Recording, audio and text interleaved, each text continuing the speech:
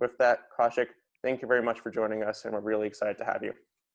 Well, thank you, Hunter. Thank you for that warm intro, and thank you guys. It's great to see so many faces. Obviously, we're on Zoom now, so I'm really happy to be here. And I'll start off the whole talk by saying we're in very very interesting times across a lot of different dimensions.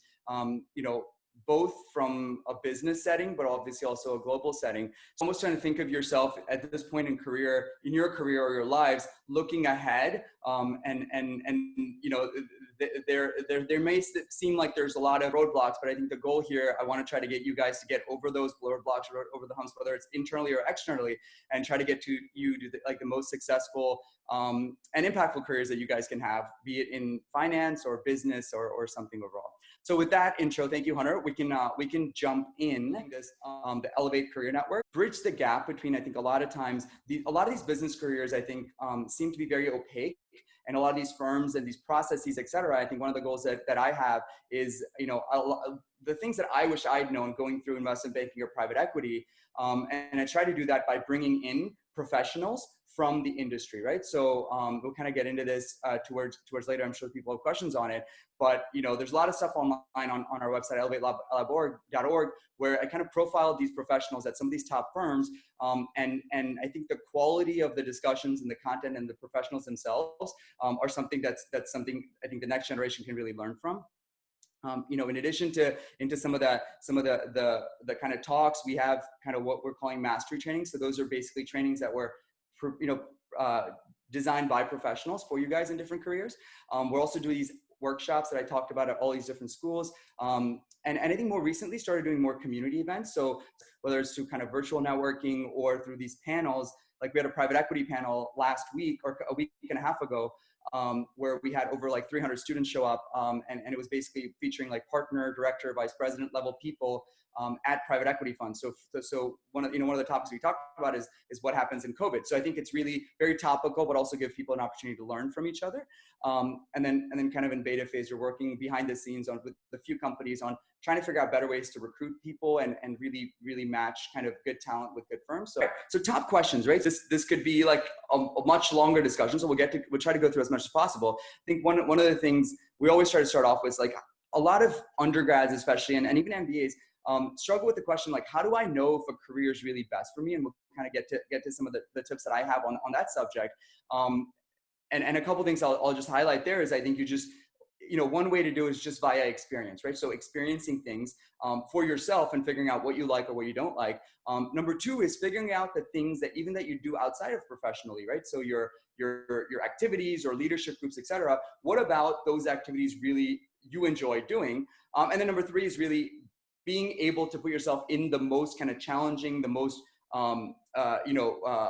challenging environments for you to learn. I think that's another metric to kind of figure out how to figure out these careers and pick the right one. The second question I always get is like, all right, so let's say I decided that investment banking or PE or investing is the right career for me. How do I then succeed and accelerate in those careers, enter and accelerate actually? And so we'll get to some of those topics.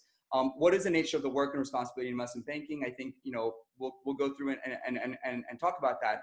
But I think it's an important question to ask if you're entering, kind of knowing that going in. How do I successfully navigate recruiting for banking and investing? I think that's especially in this environment. How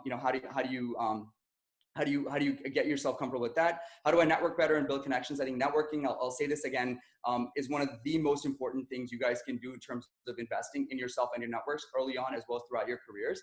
And I think that's something that you guys should really actively look to build out, and it's never too early to start doing that. I think another thing a lot of people, especially underclassmen, might have is like, what do recruiters look for the best resumes? And I think the upperclassmen will have the same thing for something like, investing and so forth. And we'll try to do that. Implications of COVID, a lot of people who are going within Elevate, who are going to their summer internships at these large banks or full-time at some of the large firms or, private equity funds or banks. And I think this is really top of mind, right? Like, how do you deal with remote work? How do you deal with COVID, et cetera? And then we'll kind of hopefully try to get to that. There's questions people have regarding career paths, as well as their overall career plan. It's like, what is my perspective on the different options that you have going into buy side right away, or kind of going into the sell side first? going to get an MBA and things like that. And we'll get through all that. So obviously we have a ton of topics to cover and a short time. So we'll go through some of this and I'll pause in about 10 minutes. And then if people want to ask questions, and I haven't checked the chat, and Hunter, if you've checked it, if folks have any questions. So I wanted to really start off with, what are some of the lessons learned that I've had over my career? Really the most important struggle that everyone will have over the course of their career is really, what is the best career for myself? And there's no right answer here, right? So I think I just recommend to all my students, right, do the necessary diligence up front to learn about these careers as much as you can. And then there's really there's no replacement for actually getting the experience and working in these things, right? I think we have a tendency to put a lot of pressure on ourselves to be like, hey, I need to get into this firm, or I need to get into this career. I think, look, the reality of it is the recruiting is tough, right? I think as much as we try, not all of us are going to end up at our top firm or whatever, but I think the point of some of this is that this is as much a self-discovery phase. And then, a lot of people may go enter their career for the first time and figure out this is what I want to do, but then you do a couple internships or you start somewhere, and then you may realize, hey, this isn't really for me. So my suggestion always is like doing the legwork up front, talking to people in that industry, learning as much as you can about the industry, but then actually doing the work and figuring out if this is something for you. And then you mature over time. So the next bullet here is like, your first job is not your last job, right? A lot of times, your career journey is not linear. I think we've all been used to a very linear path, right? High school, then get the best grades that you can, get the best scores you can, and then kind of go to the best college you can get into, and then go to the best firm. I think that's where it breaks down a little bit. And look, I've seen this over a bunch of years, so I can say this with pretty strong conviction that it isn't linear. There are many paths to kind of what we call success, and we'll get into that in a second. But I think that said, when you guys do discover that you have certain targets or goals, it is very competitive, and you kind of have to go it head on, right? So just kind of understand the dynamics between not putting too much pressure on yourself, but also getting the best place that you can with the information that you know.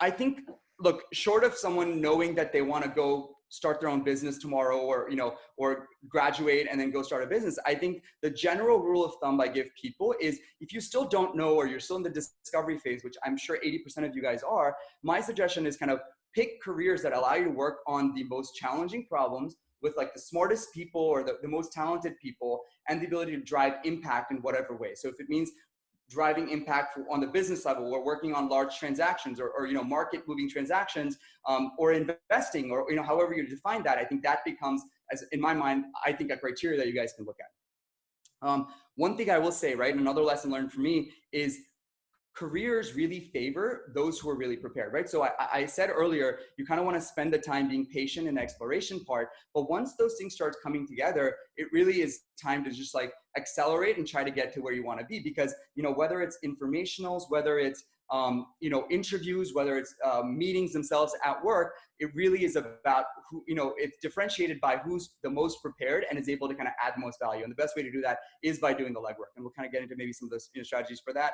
And then, networking and building relationships. I said this about earlier. It took me a while, to be honest. When I first started at Goldman, I didn't really understand, why networking was so important, or why the idea of building relationships was so important. I think only when I got to the buy side, on the PE side, did I really understand the true importance of networking, building relationships. And I want to share that with you guys. It's all about trust and information, right? So when I think of it from an investor PE side, and at the end of the day, like, all business is about trust and information. Like I said, like, who has information, who has leverage with information, and then who you can trust with that information. So you want to hire someone who's your advisor, or you want to hire someone who's your representative, or even frankly a banker in this case, or on the buy side, someone who you really trust with look, as a PE investor, you may do 3-4 deals a year. So those are really, really important for your fund. Again, I don't want to overemphasize this, but I do think it's really important. And you guys can start doing that in your early part of your career, whether you're an analyst or summer analyst, or even in undergrad. I get this a lot, right? People are like, oh, someone got lucky, or, I didn't get to this sort of final round, and someone else got final round. And on the other side, I think I can say this, yes, there is a lot of luck involved in kind of who makes it and et cetera. But I think the more important part of this is like putting yourself in positions to be lucky, right? I've heard countless of cases over my time with Elevate on students who are like, hey, that person that I met at a recruiting event or had a coffee chat with ended up being like my final round interviewer. And hey, we had a good conversation, and it just kind of kicked off that way. So again, it sort of goes back to the networking part, but I think generally put yourself in positions where you're prepared and also can take advantage of the opportunities that you're given. I think kind of putting this all together, your goals should be today, tomorrow, as well as over your career to kind of find careers that combine. You may have heard iterations of this, but I think this, from my lessons learned over my career, should be things that you are uniquely good at, right? So what makes, the pursuit of what I call perfection or pursuit of excellence, kind of what are the things that allow you to excel in a particular field or industry, combined with what are you genuinely interested in or really passionate about, combined with whatever you want to define as your definition of success, right? So I think if you guys start thinking about these things, these are things I think have helped me anchor myself. Like the one thing I'll hit next is, I think obviously there's people in the audience, there's coming from different backgrounds. Some of you guys are going to different banks already. Some of you guys are going to different funds as a senior. Some of you are going to your internships, and maybe some of you are still in the exploratory phase. You think about M&A or investment banking, it's a very traditional path that a lot of folks, I think, go into. And the crux of the job really is client advisory and execution of transactions. If folks have questions about anything specific, we'll kind of get into this. But it really is about working on these projects or deals where you're serving as an advisor to some of the largest companies in the world. So think of investment banking as sort of an advisory mindset and execution mindset. You obviously get to build deep financial skill sets, but it is less of an operational focus, right? You're not as operation involved as you were to be in consulting or maybe in some aspects of private equity. And then it is a career path that is traditional, right? It has a lot of exit options, especially if you start as an analyst, and then you can go on from there. Second is sales and trading, right? I think a lot of folks, I think sales and trading interest has waned over time, but still some version of this where you're trading, certain types of, stocks, bonds, et cetera. You do develop this sort of specific product expertise. I did sales and trading when I was an undergrad, ultimately decided it wasn't right for me because it was too narrow, but that was like for me, right? That was a decision that I made that was for my own career.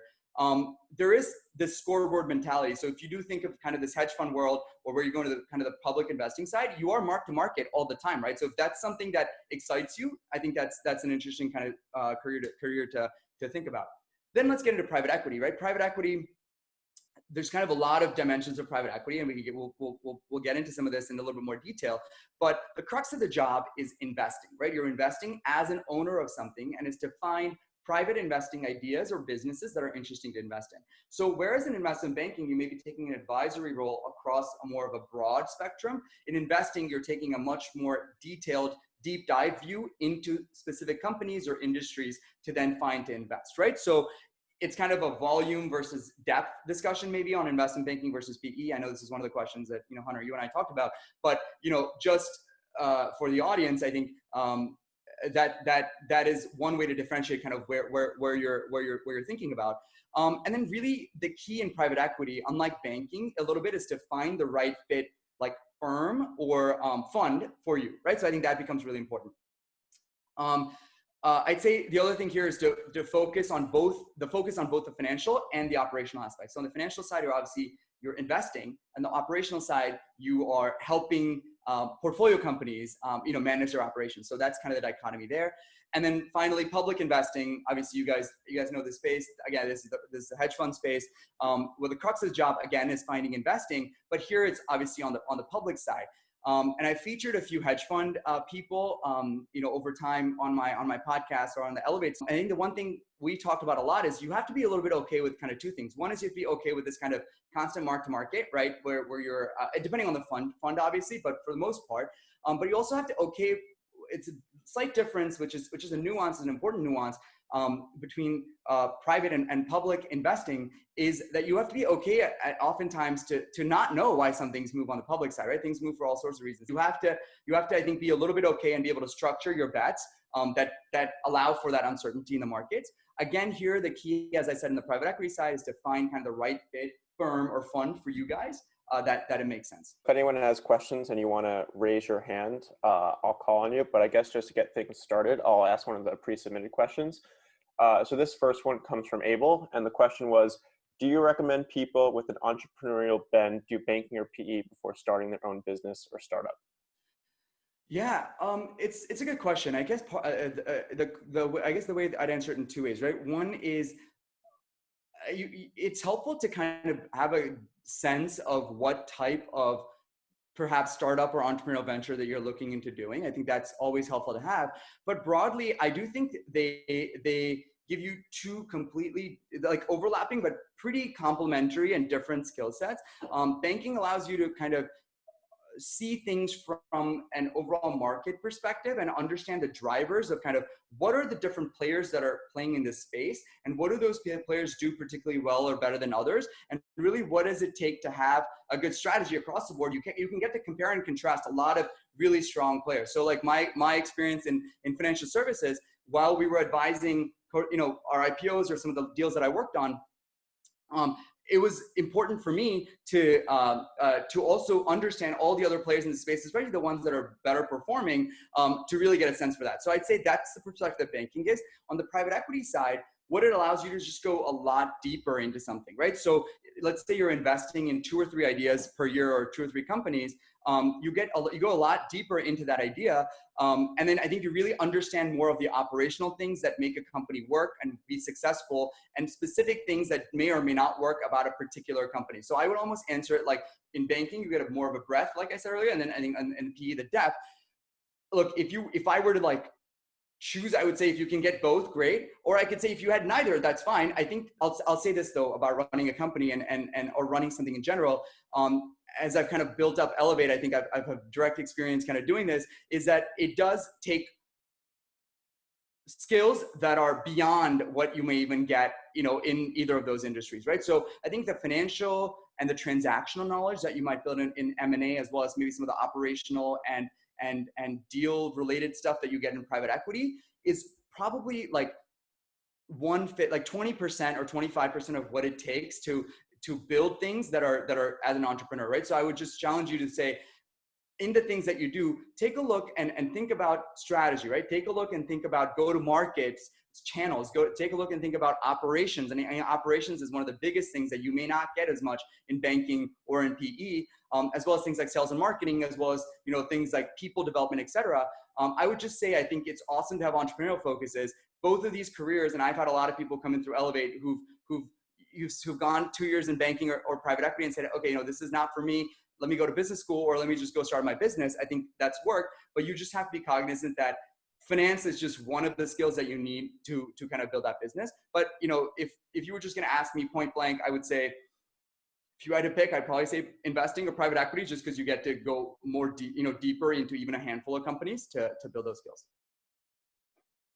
Great, thank you. So this one comes from John, and I think it's particularly relevant for this group. So the question is, what distinctions would you draw between consulting and investment banking? I'm potentially interested in a career in both industries, and it seems like there's a lot of overlap between what they do, such as helping companies restructure, overseeing M&A, et cetera.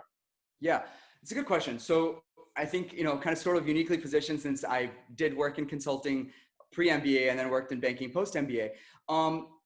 Look, there is similarities, right? So similarities are that they're both very client-driven, in that you're being hired by a client to help them solve, call it a strategic or financial problem. On the consulting side, the problems are a little bit different, and I think this could range across the board, right? So my podcast was featured by McKinsey last month, so kind of super excited for that. Consulting is like you're being hired in by a company to help them figure out strategy in overall as a company or particular lines of businesses, and as well as operations, right? Like figuring out why certain things are running the way they are, they aren't. The M&A side comes in is if they want to do pre-deal or post-deal diligence, where you're kind of there to, let's say they do an M&A transaction, you're there to help them integrate the company, make sure that the company A plus B is actually greater than A plus B when all said and done. But you're really much more ingrained in the operations of the company, as well as on the strategic level where you start off, than you ever get in the banking side. I think flip over to the banking side, you're much more a financial advisor to that firm, right? So let's say yes, they want to tackle the same problem. So a CEO of a company would hire Goldman as well as McKinsey for different things. But where Goldman would come in and say, hey, we are looking to grow in this market. What are the types of targets that we may want to get? What if we want to go IPO or we want to raise capital, how do we access the capital markets? We want to find investors for this industry. So it's much more on a financial services spend where you are, 80% of your work is deal driven is transaction driven. Whereas I'd say on the consulting side, maybe 20-25% of it is actually deal driven, transaction driven. It's much more strategic, much more operational, where you're trying to improve certain things. But I mean, I think as you if you guys want to go back and listen to McKinsey thing, like we talked about a lot of different topics where there are overlaps, right? To where a McKinsey would come in to advise the board on if it makes sense to go do this transaction, et cetera. I would say, look, at the end of the day, based on the information that you do, if things like strategy, operations, that excite you and that, you want to work in that arena, I'd say try to go to consulting. If things like deals and transactions, M&A, that type of stuff interests you, I'd say pick investment banking. There are more similarities in the nature of the work. You are doing a lot of financial analysis. You're doing a lot of market analysis, et cetera. Again, it's in the consulting side, it's maybe much more of a static non-deal environment where you're helping the company. Whereas on the banking side, it's much more related to a particular deal or transaction. Great, thank you. So we're getting some questions coming in. So first, Cool. Christopher, if you want to unmute yourself and ask your question. Awesome. Thank you. So my question relates a little bit more to how you kind of think about personal career risk. So I think a lot of us think that, maybe something like investment banking or consulting is another way to kind of add on to that linear pathway for another 2 years. If you do kind of what you're asked to for 2 years, you're going to do okay. Whereas, maybe if you're confident you want to take that leap to a private equity firm or a hedge fund, it's a much more high variance outcome, right? So how do you think about, like what the expected value is for like kind of both of those pathways? It's a really good question. And the best way to answer your question is it's so dependent on you, right? So if you are comfortable taking that risk, at any point in your career, right? So at some point you have to, I would say like 60% or 70% of the people who've been either my analysts who started for me at Goldman or these other firms have gone on to take on other risks in their career, be it go to a hedge fund or go do this, right? But I think the biggest thing to your point is are you willing to do that early on in your career? And it sort of depends on what the opportunity is, as well as kind of your appetite for doing that. There's so many things that you can't control, right? Say there's kind of there's another downturn in the market. The hedge fund space is very, very, very impacted by something like that. So you could go 6 months, and I've worked unfortunately, with some students in the last cycle within Elevate who've been in that position where that has happened. So at some point, there's things you can control, but you're right. I'd say for the vast majority of people, my recommendation would honestly be, without knowing you, and again, we could discuss this offline, but it's been like getting sort of a kind of a stamp on your resume. Hey, I've worked at a X, Y, and Z bank or X, Y, and Z consulting firm, almost credentializes you. Because I think the one thing you guys will soon realize is where you went to undergrad is great and awesome, but as soon as you enter the workforce, almost no one cares like where you went to undergrad. It's all about kind of what is the last experience that you've had. So in a lot of cases, but I think if you've done something in a bank or consulting context and then gone on to done something, and let's say that fails, you can always go back to X-1 and say, hey, I was here and this is kind of the risk that I took. So that often ends up being a determining factor for a lot of people that I kind of have had the opportunity to work with Elevate and stuff.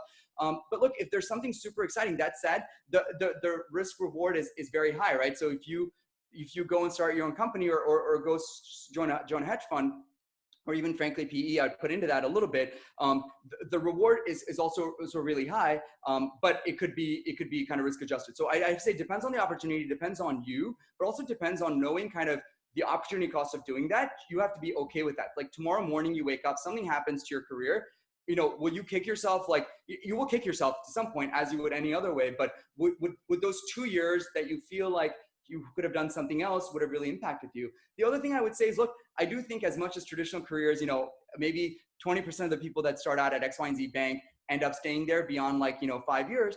But it does ground you a lot in the early part of your career and giving you a very systematic experience, right? If someone comes to me and say, hey, I started my career at BCG or Bain or Deloitte or whatever, or an Evercore or a Bank of America or Goldman Sachs, I'll be like, all right, I know generally the experience that they got and how, what their credentials are. That said, you'll just have to stand up that PE fund or something more if it doesn't work out there, right? So I think it's a little bit of, you hit it on the head. It's a little bit of the risk reward dynamic.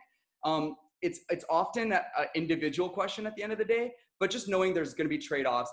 And also I'd say 2 years in the grand scheme of things isn't that long in your career, right? That's the other thing when you think about kind of what I will say though, I'm one of those people who raises urgency in anything that we do. So for me, I was like, over an X year period of span, I have been fortunate to have a very accelerated career in finance, but that's because I needed to have it happen that way. And I've had a lot of fortunate breaks go my way, but I also kind of made those breaks. But I was cognizant that, hey, moving from GS to go do something else, there is inherent risks to that when you're on this track.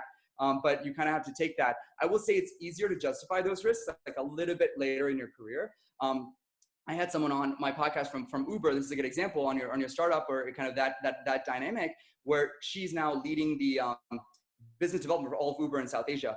She started her career at JP Morgan, and she said, so one thing that struck to me is that you can maybe one view to think about it is start your career off at like in a banking or consulting, but don't stay too long because the things that require you to succeed in a high growth startup environment are very different from the things that you build in a structured banking PE environment. So that's another perspective. Maybe that's helpful. So let me pause there, Chris, and see if you have any follow-ups, but it was a good question.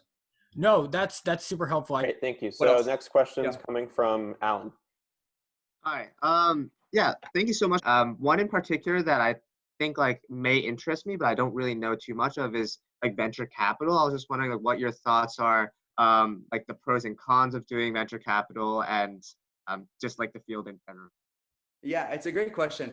Look, so let me three things that come to mind. Venture capital, super fascinating, especially now, right? Kind of the 30-second definition of venture capital, basically, it's capital where you're an investor in early stage companies that you kind of put money in to help them grow, right? I think we kind of get that. You see Shark Tank and you kind of get it, right? So I think the point though is there's stages of venture capital, right? So there's kind of this early stage, which we call seed. So that's kind of when companies are super early, where you don't even have kind of a full team. You have kind of an idea and you just kind of take a bet on the team. Then you have kind of the second stage, kind of Series A, Series A-ish, where they have some sort of a product, and then you're investing to help them build that out. Then you kind of get to more of a product market fit and this kind of Series B side. Then you get to the later stage with Series C and so on, where you have a real business, and then you're raising more and more money now to scale, right? So kind of think of it starting at early stage all the way to growth equity, and then growth equity starts to have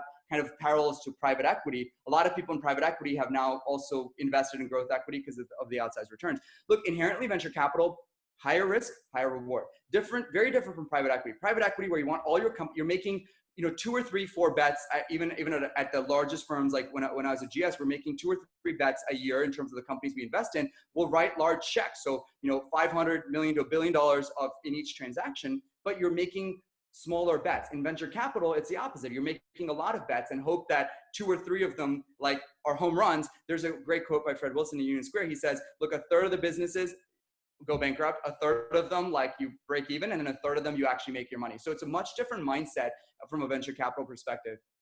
It's interesting. On my podcast, I had a venture capitalist who went from investment banking to venture capital, which is a very hard transition to do, to be honest with you, because the skills that VCs look for is very different from the skills I think you're building on the investment banking side. But it was an interesting thing, and we're also working on this VC thing right now with training. And on that, we're featuring a bunch of venture capitalists. I think the one lesson learned for me from the VC side is that you have to inherently be willing to kind of, as an investor, be okay with investing in companies that don't have a track record, right? So that don't have 5 years of operations, or you have to be willing to underwrite the person or the management team, as well as underwrite the idea, as well as kind of be able to see something maybe other people don't. As many as these companies that I've invested in that have done great, there's a few ones that I've missed, right? And there's the ones that I wrote and they went bad. So you have to have that mindset of being like, I'm okay with failing, and it's okay. But you're also taking that contrarian view, or taking that view of, all right, where can I capitalize on these big opportunities? So maybe it's a more macro mindset. So is that helpful? Oh yeah, definitely. It's like in general, would you say for example, just macro looking like an umbrella view at PE, VC, IB, or hedge funds, if there's specific fields that are more limited to coming out of undergrad or more limited to later down the line, and we should keep that in mind, for example, when we're recruiting, or if it's kind of just go forever that we're interested in and then pursue that out of undergrad. So I guess it's a good question. I think this is the eternal question, right? How do we, there's so many options, how do you narrow down, but also you have certain things that you think you're interested in now. How do you prove that out? And then how do you pursue that? Like, it's always challenging in recruiting, I think, as you go on, to try to recruit for like 50 different things, right? So it's really challenging to recruit for like, you know, banking and then consulting and then also hedge funds, because you may not, I'm talking when you're kind of a junior, senior, and look, the nature of the process is, or even an MBA, I tell my MBAs this all the time, but like, you know, the recruiting process is a little more structured. For you, I think it's now a lot about exploration, and just like talking to as many people that you can. I'd say go listen to some of the podcasts where we've had like literally people from like, you know, KKR, Warburg, you know, just go down the list, and people who've gone through these same discussions, Apollo, Blackstone, et cetera, and hear their experiences of what they actually do at work, how they think about it, and does that jive with like what you want to do, right? So that's the first exploration part. Then it's really about experiences building for you, right? You're super early, like it's super early, I think, to have made a decision on anything, what you're going to do 3 years out. I would just say get an internship, whether it's on the macro side, et cetera, and then judge for yourself if that's something that you think is something you want to do. A lot of times we like have enamored about this career. For me, this has happened to me when I was an undergrad, and I did it, and I was like, actually, like, there's these things I really like and these things I don't really like, so let me try to do that. So I would say for you, one is really exploration, finding out as much as you can, and number two is really getting out there and trying to get these jobs. And then as well as kind of starting building to your own knowledge base, et cetera. And I'd say kind of reevaluate this every few months. You can start off with a large view. I think that's totally fine as you're still discovering things, but then start narrowing things down, maybe get an internship or two, see how it goes, and then make more of a call. To your point, yes, and I think this is kind of Chris's point as well earlier, it is a very traditional path to try to go into banking or consulting. It is the least risky of paths, but oftentimes I would say it suspends your decision about making a decision for another couple of years. So I think, you know, that's another thing that it does. So again, don't put a lot of pressure on yourself, guys, to try to figure this out, especially as a freshman, sophomore. You know, we are in an environment where things are early. I'd say don't fall behind in any processes, but you don't have to like tunnel vision, do one thing when you're a freshman or sophomore and then leave all this open. Part of the journey is to figure that out. But be prepared. Like if you're having a conversation, you happen to network or connect with someone on LinkedIn who works in PE, just be prepared of what you're going to ask, because treat every conversation as an opportunity to like present yourself in the best light, I guess is the other thing I'd say. Thank you. That's really helpful. Yeah, of course. So our next question comes from Paulina. Hey, Paulina. Hi, thank you so much for speaking to us today. So I'm a rising senior, so this might be kind of the other side of it, but I had a question more, your opinion on like business school. You mentioned it a little bit. So the optionality that business school gives you, or even getting a master's in something like management or something of the sorts, and kind of why people choose to do that. And for a lot of us that are studying finance, some in business school, some not in undergrad, what additional benefits do you see from going to business school, and when is it necessary, or how to kind of think through that? It's a really good question, Paulina. First of all, you know, I'll answer this in a couple different ways. Okay, so this is a really tough question. The MBA thing, I always say, and kind of having, I think, so I was one of the youngest people in my MBA class. So I almost think when I tell people this, like, you don't may necessarily not want to do an MBA super early, because I may have gotten more out of it had I done it later, but I don't look back. I only look forward. So I'm like, it's all good. Like I've that's been really formative for me as I go on. But look, I think the MBA itself, Paulina, when you start from the high level, is evolving, right? So just given you know some of the focus on higher education and all this stuff, I'm not sure what the MBA experience, maybe beyond the top 5 to 7 schools, looks like, you know, kind of five years down the road. So we'll start with that. I have a lot of thoughts on that. But I think then we get to kind of the MBA itself. Look, I think the MBA is really, really beneficial for 3 groups of people. One, who need it to like accelerate in their career. So a lot of PE firms or banks say, hey, as an associate, you need an MBA to get to the principal level, et cetera. I think across the board, if you look at like probably the top 15 or 20 PE funds, 80% of them require that still. So a lot of the associates go back to MBA to do that. And the reason you do that is to get that holistic experience on, you know, not just finance, but like, you know, operations, marketing, et cetera, as well as start building some of the relationships I just talked about that are crucial once you get to a senior associate, principal, then director, partner level at a PE fund, which is like the relationships are everything, right? So I think, and I keep overemphasizing that because I want you guys to get in that mindset now, but that's one reason. The second use case is for someone who's looking to switch careers, right? So you're saying, hey, I worked in finance. Now I want to kind of go into I worked in investment banking. I want to go into hedge funds, or I want to go into something completely different. So that's another use case for someone going to get an MBA. And then number 3 is someone who has done a traditional career or any career, but wants it as a point to embark on their entrepreneurial journey. So again, I'm oversimplifying some of this, but in my mind, having now, spoken and partnered with like all the top 10 schools and and so I kind of have a lot of these experiences where that, to me, if you were asking me like my honest one-on-one advice, that's what I would say. But if you step back from that, I think it's different for every person, right? So a lot of times you go through a very stressful point in your career, you're looking to like, transition to something else or whatever the case. I would still challenge you to go back to those 3 metrics that I said earlier and see if you fit in some of those buckets. I think the MBA also is not something that I think in 3 to 5 years when you guys will be looking at MBA, I still think it'll be really, really valuable. I just wonder a little bit if it's going to be as like, now I'd say 80% of the people who are VP and up in PE have an MBA, right? I just don't think it'll be that automatic. Maybe in 3 years from now. I did say it adds a lot of value, but also has a lot of opportunity cost. So for you, I think suspend that question. You can take the GMAT now. You can do some things now between from now till the end of your senior year. But maybe see how the first couple of years of your career go, right? So, and I've talked to people who are analysts at banks who want to go to the MBA now already, and I've talked to people who are in the PE side who've called me and said, "Hi, I want to think about an MBA," and I've talked to them about it. So much of it is your story, but it's also a challenging thing to get into, right? Some of these schools have like a sub 7-8% rate. So I think you have to yourself crystallize in your mind why you want to go get an MBA and kind of what that'll impact for you. To me, again, it's person dependent. I think overall, if you were going to ask me binarily, yes, I think it's additive to your career, but only if you are laser focused in getting that value out of it, because it is like, it's 200 grand. It's even more than that is 2 years of option value or opportunity cost of you not pursuing your career, right? So kind of keep those in mind. It's not a one size fits all.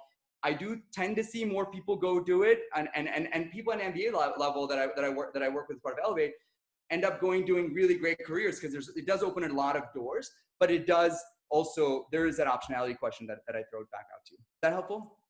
I know it wasn't I know it wasn't a yes or no answer, but it's not a yes or no question. So no, that was really helpful, okay, especially cool. like the three ways to think about it. I thought was really helpful. Or like the three umbrella reasons why people may go. It's really helpful. Yeah, super. That's awesome. Good. I'm glad to help. What else, guys? Our next question comes from Harsha. Hey, Harsha.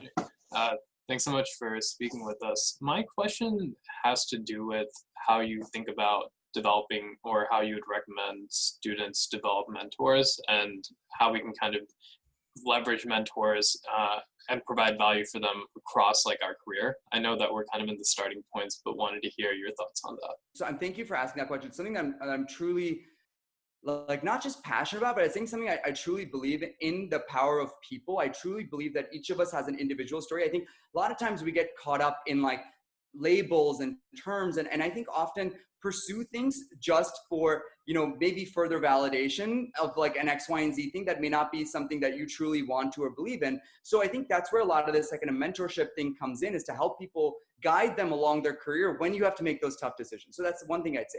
Number two, I'd say that the reason I started Elevate, and the reason why I kind of all this work that I did, even in GS, kind of sitting on all these committees and helping kind of build the next generation of leaders effectively, is that I do think there's this huge dearth of this type of mentorship that you're talking about in the world of business, right? So I think it was really hard. I had to make it a point to like be like, hey, guys, like I'm going to set up a coffee with you and we're going to sit and talk, because people are just very busy. And I think to help them carve out things, there's also very few senior people and a lot of junior people, right? So I think you have to figure out creative ways to connect with people, et cetera. And I think people are generally busy. But the challenge is, what I found at least is, I started running, like I was having a tough time finding people that I could really emulate based on the things that were really important to me. So, and it was harder for me to find those people because I hadn't established this connectivity. So your point on mentorship, I'd say, look, make it a point over you're going to start somewhere next year. And I think it's hard in coronavirus. That's one other topic we haven't gotten to yet, but it was on my list. Like, how do you succeed in your career in this environment where things are more remote and et cetera? But let's leave the remote thing aside for 1 second. I'll come back to that. But just in a traditional work environment, I would just challenge each of you guys. It's going to be really hard, but like every couple of weeks, like reach out to someone either in your school alumni that's at that at the company or beyond, use LinkedIn. I think like LinkedIn is very underutilized as far as connecting with people. There's two groups of people who don't help people on LinkedIn and people that help people on LinkedIn. So find those people that help people on LinkedIn and tap into that. But more broadly, like challenge yourself to find more and more people. It's really hard to find good people to mentor you. So when you find those, like latch onto them and really learn as much as you can. I think that's another lesson learned for me. Like I made it a point at GS to like have coffee with like a different person from different points in the firm, like over the course of my like five plus years there. And I think that really helped me ever since. Mentor and build those relationships when you don't need it. So that's the third thing is like, don't just reach out to people like when you need a job, or don't just reach out to people, you know, when you need something. Just kind of cultivate that along the way. But I think the point number two that I made is really important. Like when you find good people who can mentor you, like really use that as a two-way street. And then the other thing, I think point number 4, I would say is like, make it a two-way street, right? So like if it's a partner or a VP at the group that you're at, one strategy that worked for me, that I was on the associate and analyst council, right? So when I was all these councils at GS, and I'd say, hey, like, thank you for mentoring me. Like these are X, Y, and Z questions. And then at the end of it, I'd say, hey, look, you know, what are things that we could do better as an associate or an analyst group that'll help the partners of the firm, right? Or what are things that I could take back to the associate committee? So where you can add value, I think that's the other place where you kind of, you know, because as partners, they want their employees to be happy, right? So kind of what can you do to help along that is another way to think about it. So I'd say kind of, you know, so the 4 things are, you know, be very surgical and trying to find people that you can connect with. When you find people that are actually like on the same wavelength, like regardless of where they are, and this is why I encourage people to like, you know, help me help you guys if you want, like, you know, use them to kind of use their knowledge base to help you. Number 3, make it kind of a two-way street and just you know, build on that relationship and do that. And number 4, offer something in return, right? So just say, hey, like, what can I do to help you? I think that will really challenge you. It was the hardest for me when my mentors left GS, right? That was some of the hardest days of my life when, you know, partners left or X, Y, and Z left. And I was like, oh man, I have to now do this again with like another group of people. But, you know, it's like relationship building, like just challenge yourself. And you're going to have stuff, just like I get all this all the time. I get so many emails that are like, hey, I had this informational chat with this like PE fund and like, I totally bombed it. And I was like, okay, well that sucks. But I think, you know, like, let's look at the flip side. Like, what can you learn from this? It gives you practice on like not bombing the next thing you're going to have, right? So you're never going to be like the best networker like day one, but that's okay. If you never go on network, you'll never become better, right? So that's the other thing, is just put in that effort to deal with people. I see a lot of people, like especially at the analyst associate level, like heads down in their work. And I'm not saying the work is the most important, like you have to get your work done and right, but they will just spend a couple months doing that. And then they would have never taken advantages of the amazing networks that you have at these firms and schools and Elevate and all these things that you guys should just really take advantage of, that you won't know until like 2 years down the road. They're like, hey, I'm looking to transition. And I was like, well, do you know anyone in this group that you want to go to? And they're like, oh, not really. And I was like, well, it would have been helpful had you known someone in that group since you work in the same firm, right? So things like that, again, don't be transactional, but still kind of value people, value what you can learn, and then give something back. Maybe, is that helpful, Harsha? Yeah, no, that's really helpful. Thank you. Okay, cool. What else? Hi, how's it going? Thank you so much for speaking.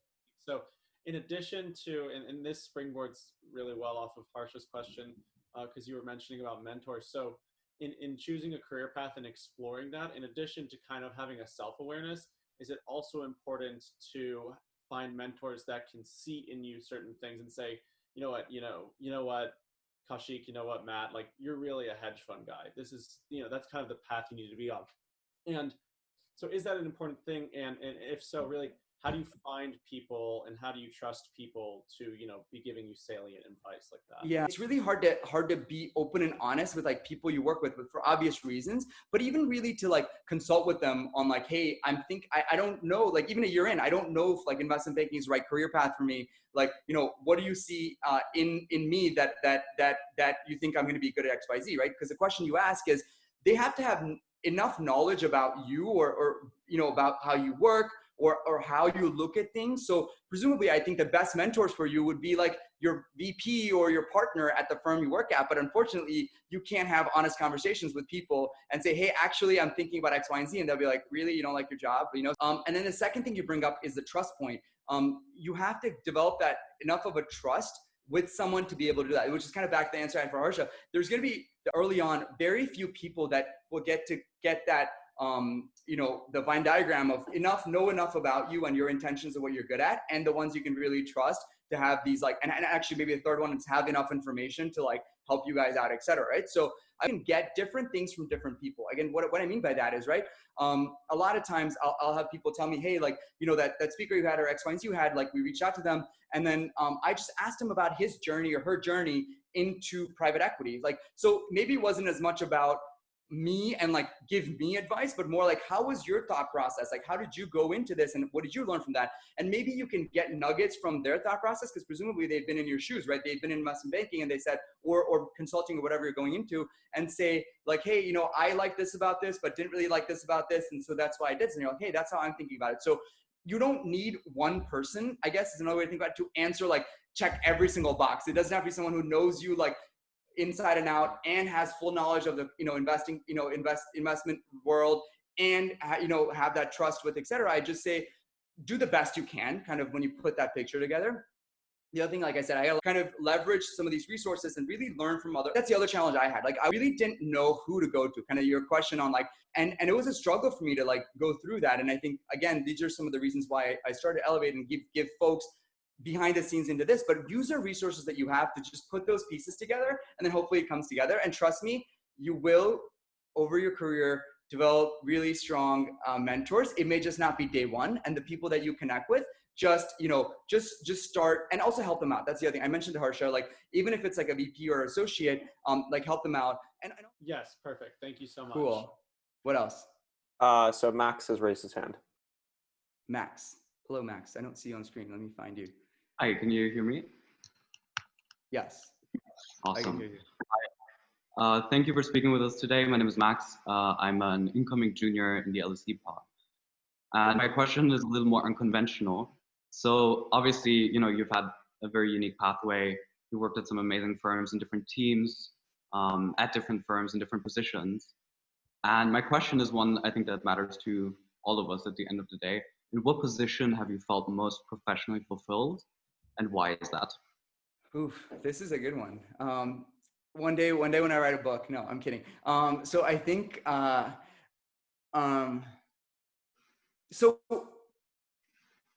okay, I would say, look, I think the answer is, I'll open with you guys.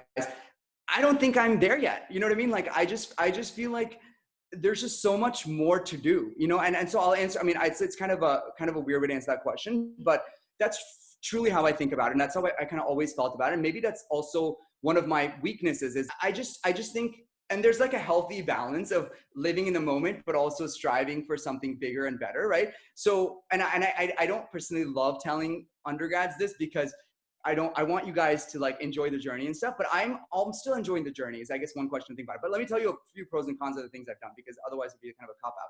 I think in consulting, what I really liked was getting to work with companies and really understand at a strategic and an operational level, what makes companies work. So like I said, I did my internship in undergrad and in a sales and trading desk at BNP Paribas at a mortgage-backed trading desk in 08, 09. So you can figure out how that ended, right? So I think it was a really great learning experience for me. But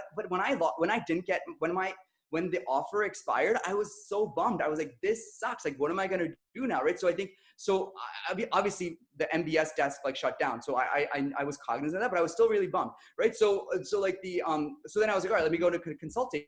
And for me, what I wanted to get out of consulting is let me understand at a more granular level how companies work. And that's really what I got out of. But I was there and I was like, I like this, but the couple M&A transactions that I did, I really, really enjoyed, because you were in the room, negotiating, you were doing all these things. So let me go do that. And so I went to business school saying, hey, I want to make the switch either to M&A or to investing. I was very fortunate to be, one of the people who got an offer at Goldman and end up having a really amazing experience there. And truly, I think that was one of the more fulfilling experiences of my career. And I think one of the reasons for that was, especially in investment banking, again, I was right place, right time, but I did manage to, at a very junior level, look, I was an associate, right out of business school, early to mid 20s, just but also there's things that happened when I was there where our VP left and stuff that allowed me to like step into like a VP level, even as an associate, that allowed me to like then work on what ended up being the largest deals ever. And I think even beyond like the size of those things, I really enjoyed like the learning process of working on these things. It's exactly what I thought I signed up for. But when I got there, I was like, look, I like being the advisor, but what I like even more, I think, is being the owner, like being a principal of something. But I don't think I could have gotten to that point without some of the experiences that I had along the way. Like had I started out in investing, I don't think I would have appreciated the operations of what it takes to run good businesses,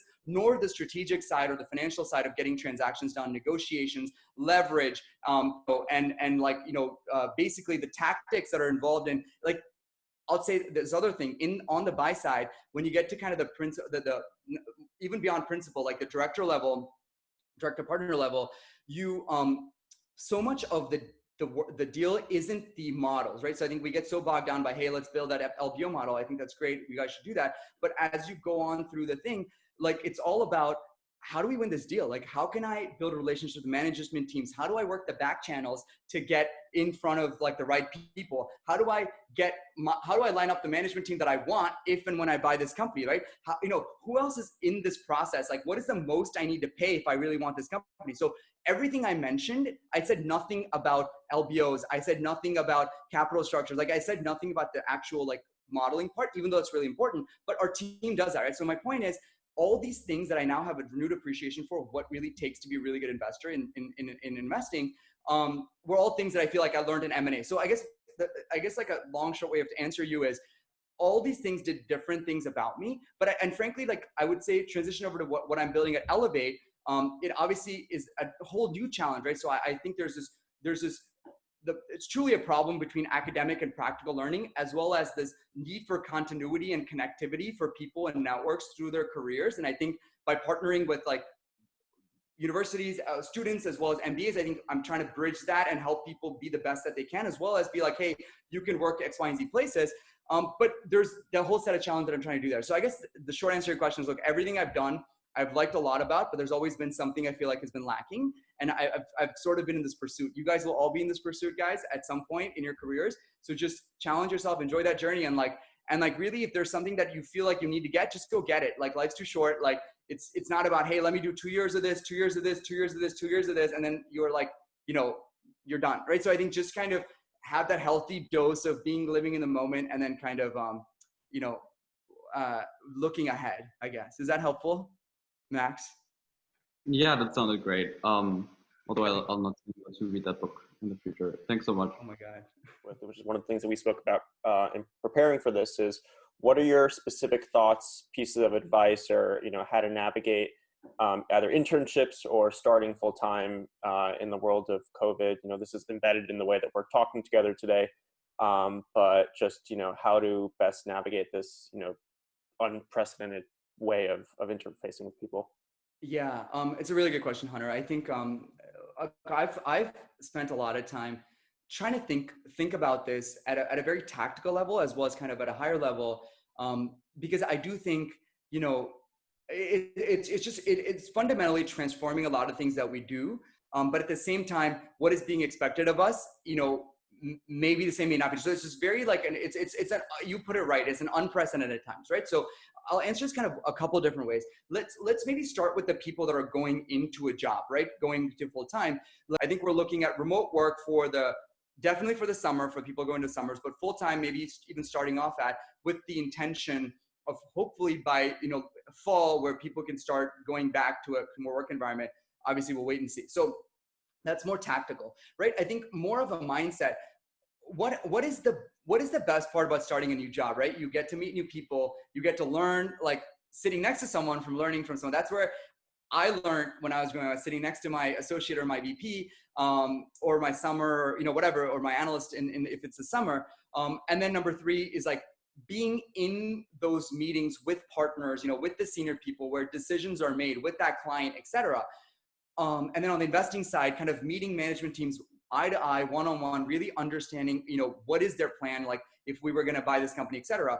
Obviously, everything I just said, which I think are 3 or 4 of the most important parts of the job, are like not going to happen when we start with remote, right? So it's about kind of being able to succeed in that environment, we're all kind of starting, you guys are all starting wherever you are on the same kind of playing field in some sense. So it's not like one is different than the other. So I would just say, take the maximum advantage of that. So what does that mean? So if you guys are like, summer interns or full-time, you're not going to have that opportunity to sit next to the analyst every day to learn something, nor are you going to have the opportunity to really be front-facing for everyone and really prove yourself. So what does that mean? You're going to have fewer opportunities early on to really prove yourself. So what you guys have to do is really take that initiative up front to prove yourself. And what I mean by that is, take immense attention to detail, right? Of anything that you do, look over it 2 or 3 or 4 times, because you're not going to be there to give something a voiceover most of the time. You're not going to be able to be like, oh, hey, I missed that footnote or whatever, but can you look at everything else? You're not going to be there to do all those things. So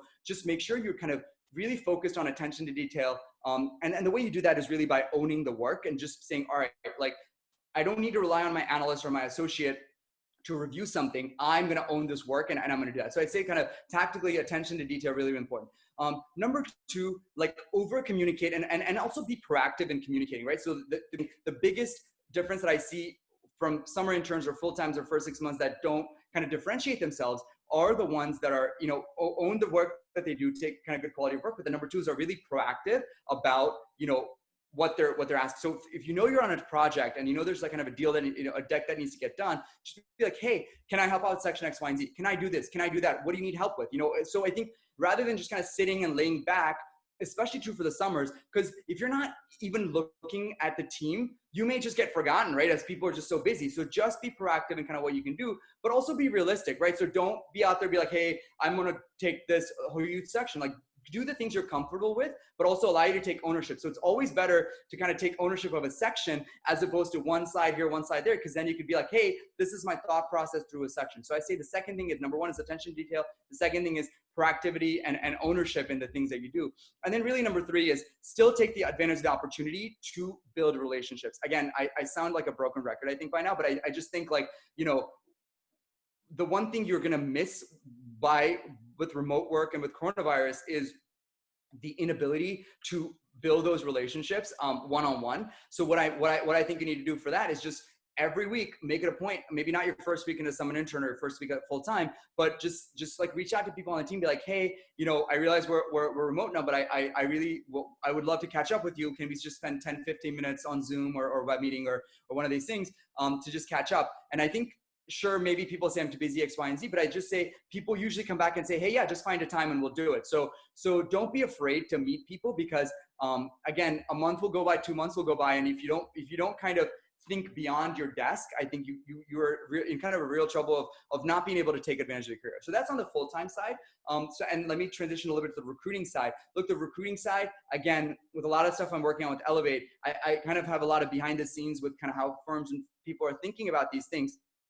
What we do know is, on-campus recruiting in the fall is going to look drastically different, or end of summer from what it might have looked in the past. Again, it kind of brings in an even more of an element of who do you know and how do you know them and stuff, perhaps. So kind of the networking aspect. But I think, beyond that, just take networking for instance, right? I'll give you like a glass half full method, right? So back when everyone was traveling, you would never be able to get time on any VP's calendar. And let's take another example. Once the travel restrictions end and hopefully, people get back to normal, people at these firms are going to be like traveling and busy forever. So almost like take advantage of the opportunity that you have now where people are still working from home, working on Zoom, et cetera, to just kind of take advantage, be like, hey, you may have a little more time. So can we set up some time to like network? And I do think, for all my students who we have under Elevate, a lot of people are having success remote networking in this time because everyone's home. Everyone is looking for human to human interaction in some capacity. I do think just take advantage of that. That's another tip that I've seen over the last couple of weeks that's worked for a lot of different students now, having the purview across all these universities. And then I think on the recruiting side, just I know some people who maybe have lost their internships, and if you guys are on that camp or have specific advice, again, I cover a lot of this in our Elevate stuff, but I think, reach out and I'm happy to kind of give you some thoughts. But I think if you're in that position, just do something, right? I think it's always the two things I want to see when I see emails saying, hey, I've lost my internship or whatever the case is, or you're just like struggling with the recruiting process is like, what are you doing to build your skill set, right? So rather than like, be undeterred by the situation and kind of do it and how you react to that. And number two, what are the experiences? So skill set and the other's experience. Like, what are the experiences you're building? It could be anything. Go email 15 startups in like the hospitality space and say, hey, I've looked at this industry. I think you can do X, Y, and Z differently, right? So I think just find opportunities to give yourself an experience. And I think that is what differentiates people when kind of the recruiting cycle picks back up. I do expect, look, I don't necessarily expect, look, I think depending on how the recovery goes, there may be some pressure. And I think we addressed this on the PE panel last week. I think some of the speakers who are, again, principal partner level people felt that recruiting is going to be suppressed in the next year and just general act, and then some of the people were a little bit more optimistic. So, you can use your own crystal ball, but my view is to still kind of go follow your things like undeterred. And it's interesting, Hunter, you say that. On my last podcast, I interviewed Anthony Scaramucci. I don't know if you guys know who that is. He's the CEO of Skybridge, and he also was Trump's like White House correspondent for like 10 days. He runs the SAL conference. So it's like a really like Davos in the world of finance. So I had him on my podcast and we were just talking to stuff. And I wanted to ask him, I was like, look, you went through the 01 crash. You went through the 2008, recession. And obviously you're going through now, like, what can I tell my students like that, what you've learned from it? And he's like, look, this is the whole linearity of the thing. Your career and your lives can withhold and withstand a year or two of one. I know it doesn't seem that way, right? I think it can withstand pressures along its way. And frankly, like that makes you more the wiser, but do not stop. And actually this is my advice for you guys, but do not stop building your skills and building it out. Like, just don't like take that time to just be like, oh, woe is me, et cetera. Just kind of how you react to that becomes really, really important. And trust me, like, more people have gotten good jobs over their careers based on people they know versus, their resume. So just kind of don't stop building your network. Don't stop building your skills that you can.